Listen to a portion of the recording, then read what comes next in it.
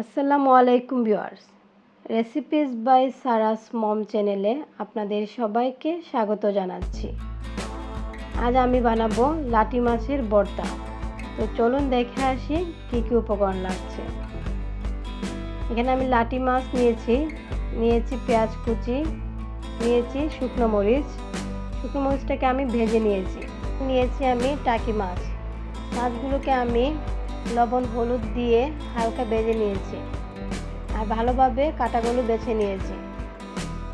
একটি বাটিতে আমি দিয়ে দেব ভেজে রাখা শুকনো মরিচগুলো, দিয়ে দেব স্বাদ মতো লবণ।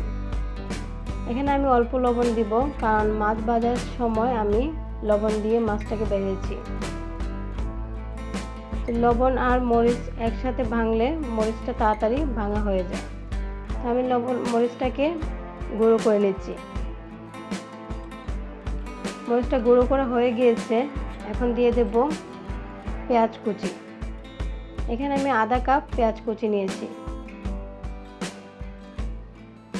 এখন দিয়ে দেব আধা চা চামচ আদা কুচি।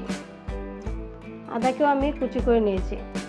তো পেঁয়াজ, আদা, মরিচ আমি ভালোভাবে মিশিয়ে নেব।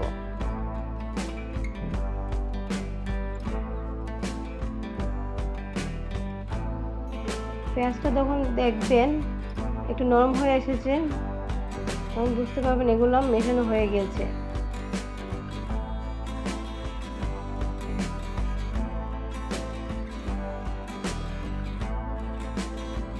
লাটি মাছের ভর্তা কিন্তু খেতে অনেক ভালো লাগে।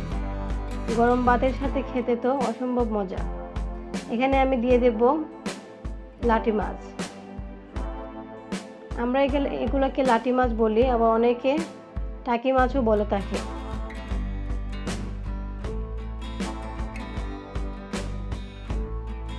তো সবগুলো মাছ আমি ভালোভাবে মিশিয়ে নিচ্ছি। আপনারা একবার হলেও বাসায় ট্রাই করবেন। কেমন হয়েছে অবশ্যই আমাকে কমেন্ট করে জানাবেন।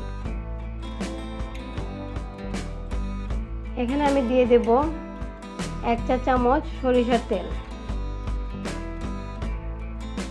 আমি এখানে সরিষার তেল দিচ্ছি, আপনারা চাইলে ধনিয়া কুচিও দিতে পারেন। যদি আমার ভিডিওটি ভালো লেগে থাকে অবশ্যই চ্যানেলটা সাবস্ক্রাইব করবেন এবং পাশে থাকা বেল আইকনটি অন করে আমার সাথে থাকবেন। তো আমি ভর্তাটাকে ভালোভাবে মেখে নিচ্ছি। আমরা এগুলোকে ভর্তা বলি, অনেকে আবার চাটনিও বলে থাকে।